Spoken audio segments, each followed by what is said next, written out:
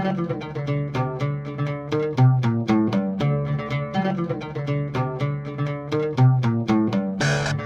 and welcome to episode 6 of the Sci-Fi Christian Screening Room. I'm Ben DeBono. I'm Ben Kirkwall. We're finally back. We had some scheduling issues, which were my fault. I know. Well, no, that's not true. I had a kid. That was the first scheduling that's issue. That's true, but yeah. And then it just all spiraled, yeah. Alright, so today we're going to be reviewing Paths of Glory, which is Stanley Kubrick's fourth movie. And we're going to review two movies today, but we're going to put on separate videos. We're going to do two Stanley Kubrick movies, so making up for lost time. Only one of which we watched together tonight, because we watched Paths of Glory tonight. Right. But then, a couple of weeks ago, you watched Eyes Wide Shut. Yes. And I've been resisting talking to you about it, because I knew we were going to do this, and I want to talk to you about it here. And Eyes Wide Shut is one of my favorite Stanley Kubrick movies. Yes. Actually, it's one of my favorite movies, period. So we're going to talk about both of those, but I figured we'll split them up in two different videos because not everybody's going to have seen both of them, so then you don't have to worry about spoilers. Right. All right, but first, we're going to open up this monster here. Jeez. This is a growler. No, crowler. That's what they call it. Crowler. It's like a can growler. Yeah. So, almost, yeah. This is from Oliphant Brewing. It's called Commander Riker. We won't hold that against it. I hate Star Trek so much. I never watched. Well, that's not true. I watched the one with the lady. The Voyager? Yeah. Okay. That's the one my family watched when I was growing up. Here, I'm going to let you pour because my dog wants to come in. Right. Always has to. Yeah. How do you even... Can you imagine people drinking from this can? Yeah. Like, there are people that... Is that like do you think hipsters do that? I would. You would drink from this can? Well, I wouldn't drink straight from any can. You know, you gotta pour into the bottle, but... Yeah. I mean, you would look pretty cool, just going straight from the can. It would definitely be interesting. I've never had anything from these guys before, but this says it's a India Red Ale, and based on the spelling of Riker, Ryeker, I assume they've got some rye grains in here. It's very dark. Darker than I anticipate. So like an amber color. Right. The head's not too bad. Didn't foam up as much as I thought. Smells pretty malty. Yeah, I've got a nice foamy glass here.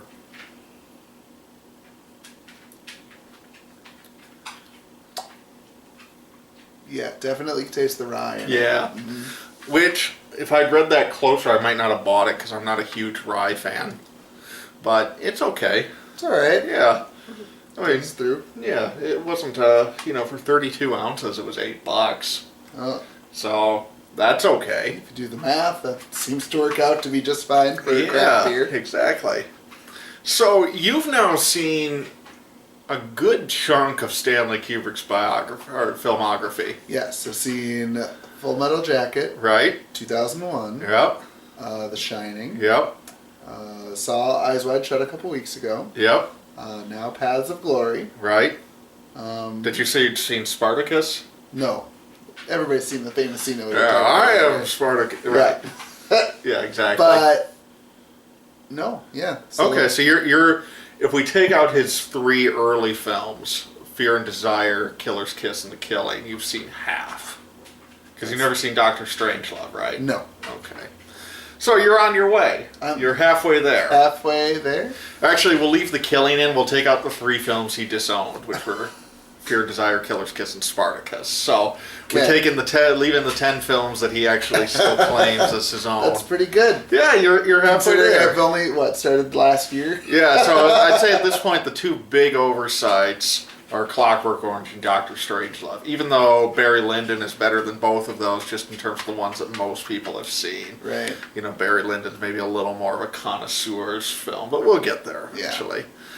Actually, I think I'm going to go see a projected screening of Barry Lyndon in January. I bet you'll be the only one there. No, Andy's going to come with me. All right, so Paths of Glory, which we're assuming you've seen. So we're going to get into all spoilers here. This is the rare World War I film. Give me your thoughts. So from the opening scene of the movie, extremely concerned about how bored I was going to be. It's a 90-minute movie. Yeah, I know, but not like the walking through the trenches, but when they're in the room together, the two generals, right, having a conversation about war, I was like, oh.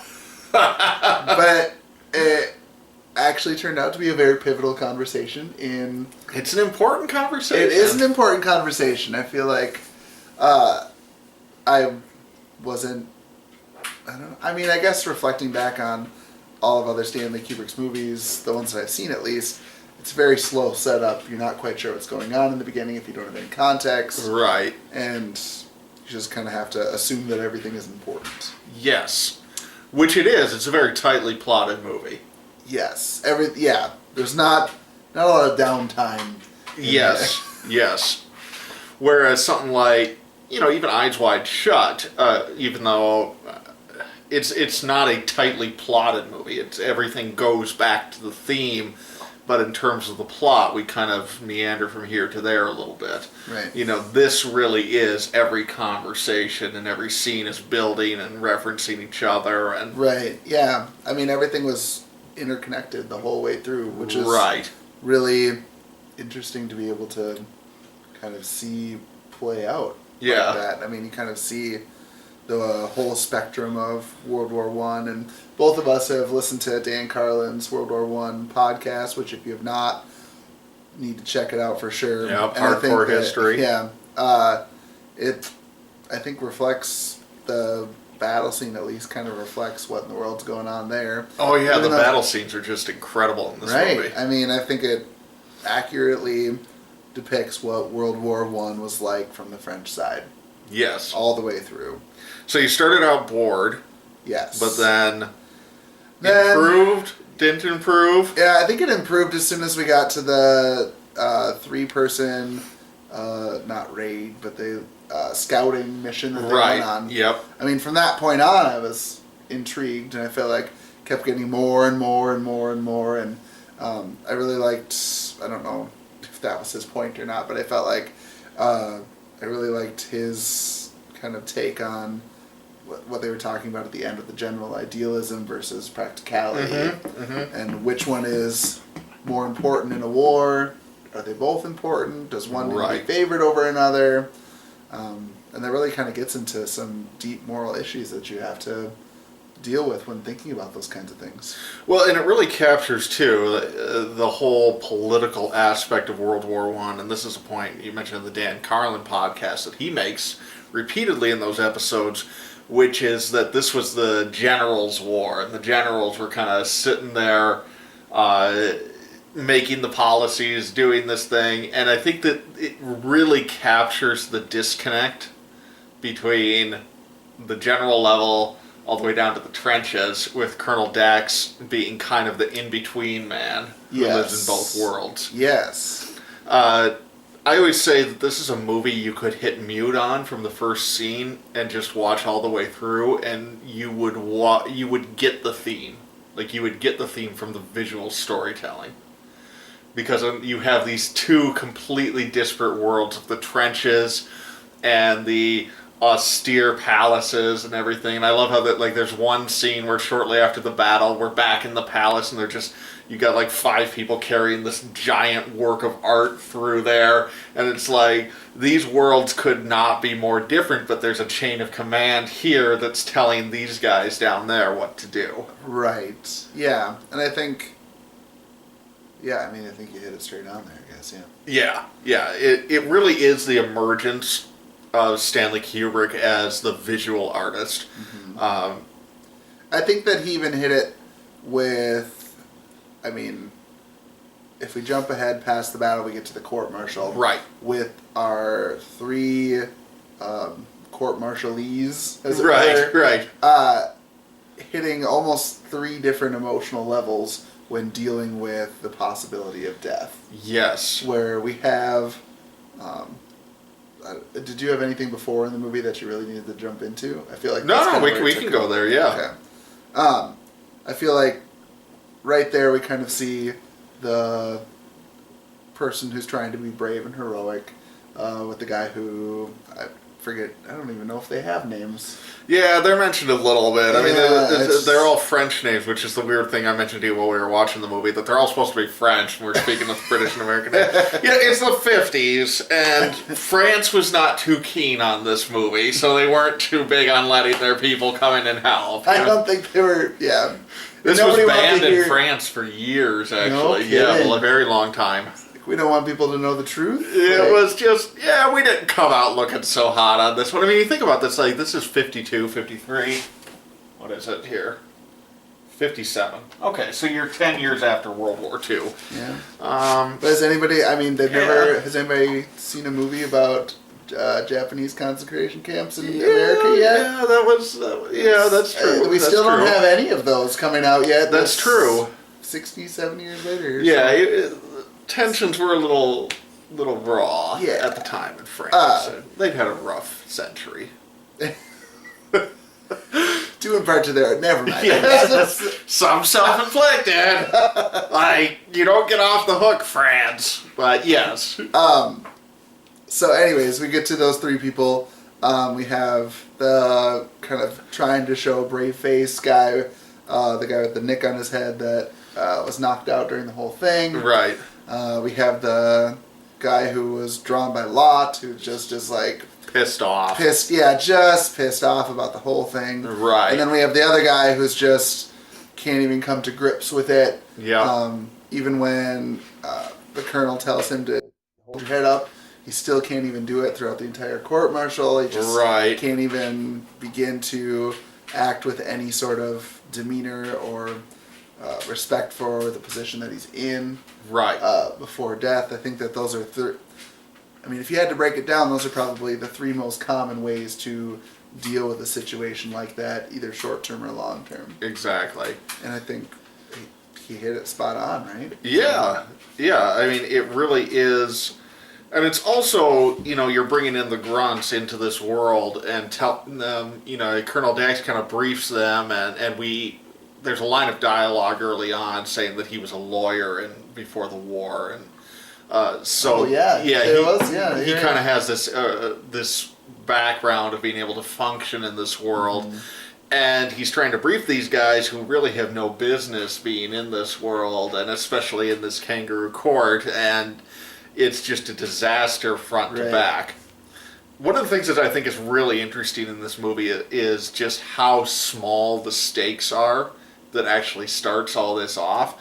I mean, it's kind of even a joke that it's called the Anthill that they're trying to get to, right? Right. And so there's this kind of very dark humor at work in this movie too. That and then in the beginning, I forget the colonel's name or the general's name with the scar who's kind of ordering all this stuff. Whatever his name is, But he's sitting there and saying, not the life of even one man isn't worth a ribbon in here, and then we realize that's just complete nonsense very early on, and so there's this very dark thread of humor through this movie too, that I think is very indicative of a lot of where Kubrick would go later on. Yeah, I guess I didn't even think about being the anthill, and when they talk about having to travel just a few hundred meters in order to get from one place to another. Right. Where we're talking about one mission failing, and just because it laid upon him, because he wasn't going to be able to move up in rank, then we have to punish everybody else. Whereas if this was just an attack planned and there weren't those stakes at play, would this have had the same outcome the entire time? Exactly. So he's a character who doesn't come off well, but what's interesting is that the guy that Dax eventually goes off on is the higher ranking general. Yes. Right? It's almost like General Scarface, we'll just go with that. He kind of he can't hide who he is, and in a sense that makes him more honest, or at least a more acceptable character. It's the higher ranking guy who hides behind this whole mask of parties and cheerfulness and goodwill and everything. He's the real villain. That's a good way to put it. It's almost like Colonel Dax just does. It's not worth trying to deal with somebody who believes something that's completely false. Exactly. Like the Scarface guy does, but instead we need to go above and beyond him to somebody who probably knows that the stuff is wrong and try and deal with them at a rational level. Exactly. Even though he knows it might not go anywhere, at least he knows that this person probably has some sort of value system that he can actually communicate with and interact with. Yep. So, segueing from that to kind of talking about this movie, looking at it horizontally across Kubrick's filmography, one of the things I've been very interested in with Kubrick is the way that he portrays, like the way that these kind of large ballroom scenes show up in his movie. So this is the first one in here, where we have like the scene where Dax confronts the guy and kind of tells him this whole thing, and he pulls him out of his party and all that. Mm-hmm. And we have one in Lolita, and then we have one in The Shining, and then we have two... Where's the one in The Shining? In the gold room, when the ghosts start showing up. Yes, yep. Okay. And then we have two in Eyes Wide Shut, culminating in the final one. And it's a really fascinating theme across Kubrick's movies, because there's always this sense whenever you hit a scene like that, where what Kubrick is really interested in is what's going on beneath the surface of this. And there's always something sadistic. Always.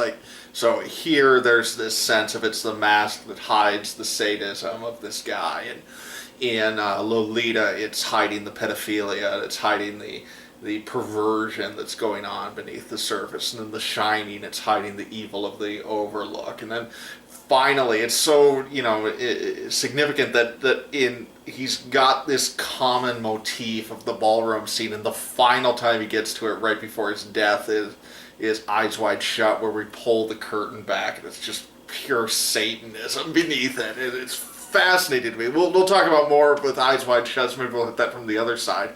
But it's interesting to see it has its beginnings here. Yeah. Do you think that...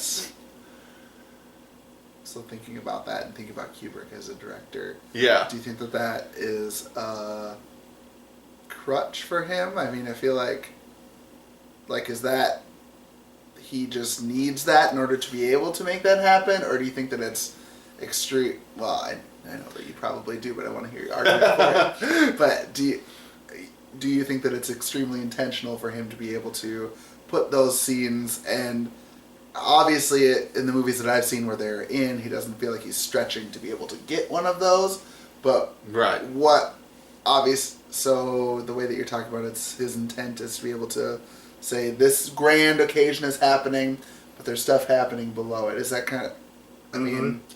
Yeah, well, I mean, Kubrick has a deeply humanist strain to him, and I think that really comes out in this movie in particular.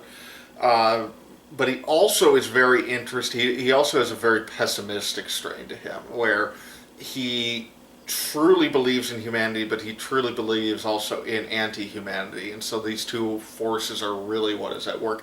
I mean, you could throw, even though Barry Lyndon doesn't quite have the same big ballroom scene, there's a lot of ostentatious scenes in there, and you could throw the same dynamic in there as well, almost as a whole movie rather than a particular scene. And so this tension between his humanist impulse and the anti-human forces that he's trying to discuss and talk about and think about is really big in his movies. So I think that it's more just that this is a subject that's deeply important to him, and keeps coming up again and again.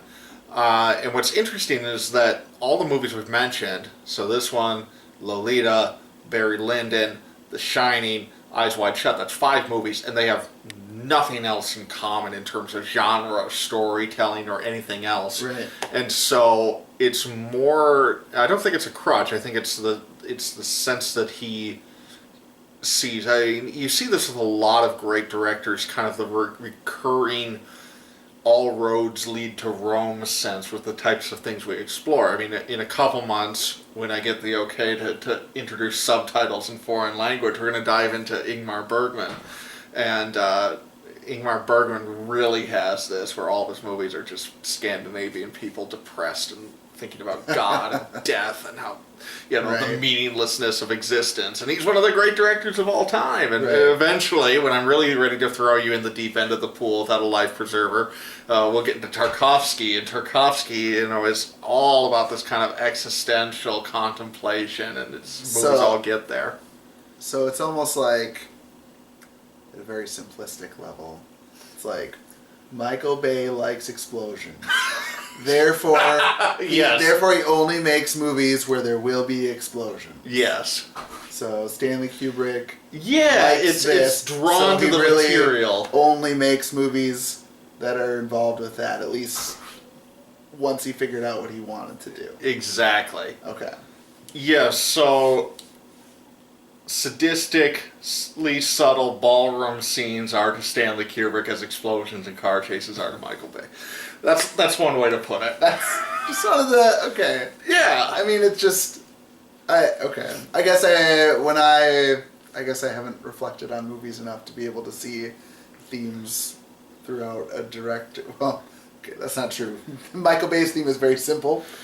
Yeah, Michael Bay theme is he has no theme. Right. It's just explode everything. Exactly. Right. I got that, but more intricate themes, I guess I have not been able to see. But now that I've seen 5 movies, I think you can start to kind of unravel a little bit of what his intention of making a movie is. Exactly, and I think even in the ones you've seen, they're all very different genres. I mean, I suppose you'd put both Full Metal Jacket and this into a war film genre, but they're completely different eras. Yeah. Completely different eras, completely different wars, and completely different intentions in terms of the 2 movies. Right.